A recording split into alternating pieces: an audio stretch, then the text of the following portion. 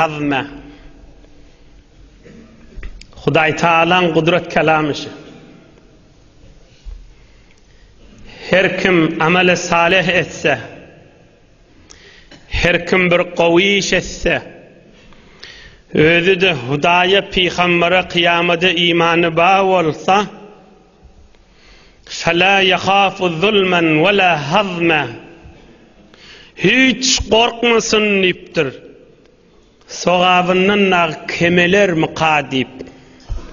Sogabından nag kemeldiler mi kadip? Ya bir adamın günahsının üstünü dağı arttırılır mı kadiyamasın deyiptir. Bunun ödünü bir Hudaýa şükürlük gerekti. Her kim ödünün idişini öre tapjaktır. Hudaýa köp şükür. Elhamdülillah.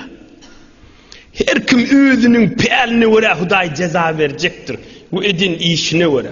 Hudaýa köp şükür. Elhamdülillah. Bir gün ba adamın sogabyna sogab edip padaş berilýärdi. Bu dünýede köplerçe ýerde, hatta bir neçe ýerde gowa adamlarda bilmenşik bolýarda. Mahşer meydanına ocre del. Hudaýyň ýanyna ocre del.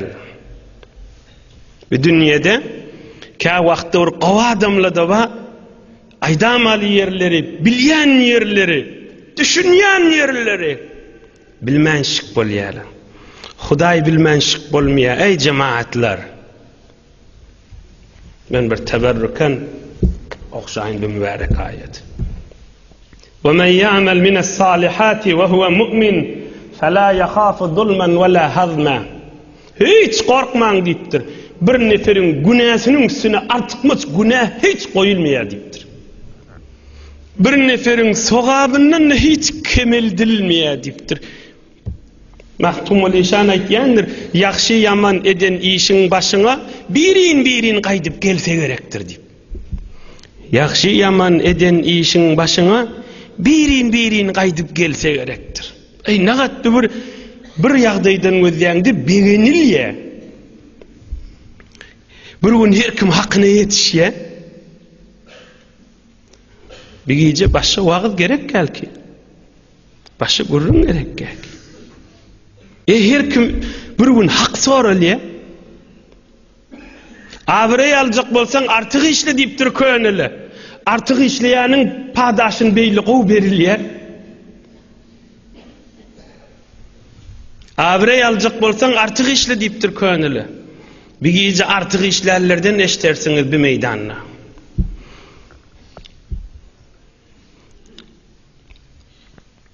Her kim sogaby işetse sogabyndan hiç kemeldilýänlerdir. Ýene bir bar aýdaýyn, hoş bolup aýdýan şübhesiz, şeksiz imanymyz bar bir kudret kelama. Hudaýa şükür bir gün ba her kim hakyna ýetişjek. Elhamdülillah. Elhamdülillah. Elhamdülillah. Elhamdülillah. Mudam bilmenşik bolunsa onu boljak däl ha. Şu dünýede bir neçe adamlar bilmenşik boluşýar. Bu ýerden aýdaýyn asli meýdan gördüňe girmäkem. Ey cemaatler. Hatta İmam Azam Ebu Hanife'nin zamanında gurrun olupdur, bir iş etsen perişteler bilýär diýip, bir iş etmän ýürüň alsaň perişteler näjiri bilýär kam diýipdirler. Niyetini alýa bir gowy iş etjek diýip, ýöne häzir eden akşany. Niyetini alýa bir bidirek iş etjek diýip, häzir niyetini alypdyr, häzir şo günäni edenak perişteli bilýärmi kanşyn diýipdirler. Ona ýene şo zamanda ulamalar jogap beripdir. Wagt bir adam gowy iş etjek diýip niyetini alanyna ýüreginden atyr kokýar diýipdir. Perişteliň meşamyna, perişteliň burnunyna şo isalýan ýerine bebenne gowzat niyetini alypdyr diýerler diýipdir. Bidirek zat niyetini alsa, bir bakilçılık, bir içigaralık, bir mızahımlık, bir eziyet, bir gıybat, bir töhmet, bir birinin aybını tapmak, bir mızahımçılık yüreğine alanına, yüreğinden porsuluk kokuyor deyipdir. Mınığa pälin yaman etdayt diýerler ferişteler bir-birine deyipdir. Aslan kıymıllamana ýagdaý ýokda. Kıymıllamana yüreğin kıymıllatmana hal ýokda. Hudaýyň ýanyna näjire feriştelere şeýli bolupdy. Rabbul Alaminin ýanyna näme?